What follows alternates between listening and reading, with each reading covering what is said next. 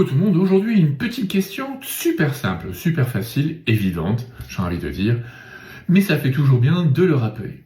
Il fait pas beau, il fait froid, les gens ont la grippe, les gens ont la gastro-entérite, les sinus qui sont encombrés, du coup c'est la fête des virus, et donc quelle est la meilleure huile essentielle que vous allez devoir utiliser pour lutter contre les virus parce qu'elle a de grandes capacités antivirales?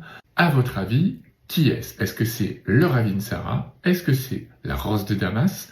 Le petit grain de bicarade? Ou le pin sylvestre? Vous avez 5 secondes.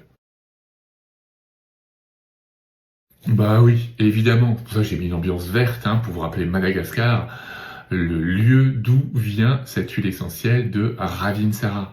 Oui, puissante, anti-infectieuse, particulièrement antivirale, immunostimulante.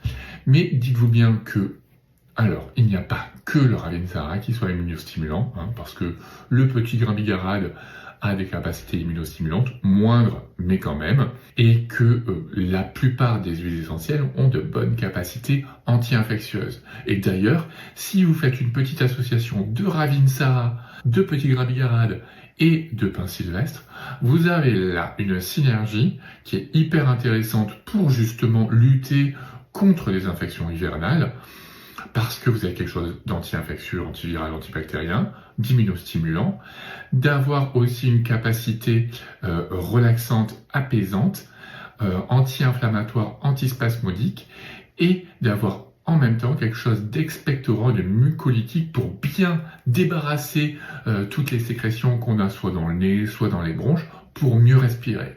Et en plus de ça, vous avez quelque chose d'assez safe, d'assez tranquille d'utilisation, à condition d'utiliser toujours ces huiles essentielles diluées dans une huile végétale, peut-être à 10% en tout, ça sera déjà très bien, vous aurez quelque chose de très efficace et qui pourrait être utilisé par la plupart d'entre vous. Bien sûr, faites attention, il y a toujours des précautions à prendre, n'oubliez pas de vous renseigner là-dessus.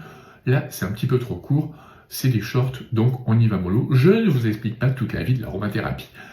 Sinon, ça prendrait des plombes. Cette association va être en plus très intéressante parce que toutes les molécules de ces huiles essentielles sont complètement différentes et c'est ça qui va être intéressant dans la synergie, d'avoir une action vraiment complémentaire des huiles essentielles pour plus d'efficacité. Dites-moi dans les commentaires si vous connaissez déjà tout ça. Et bien sûr, je vous laisse réfléchir à la question de la prochaine vidéo. À bientôt les petits flacons!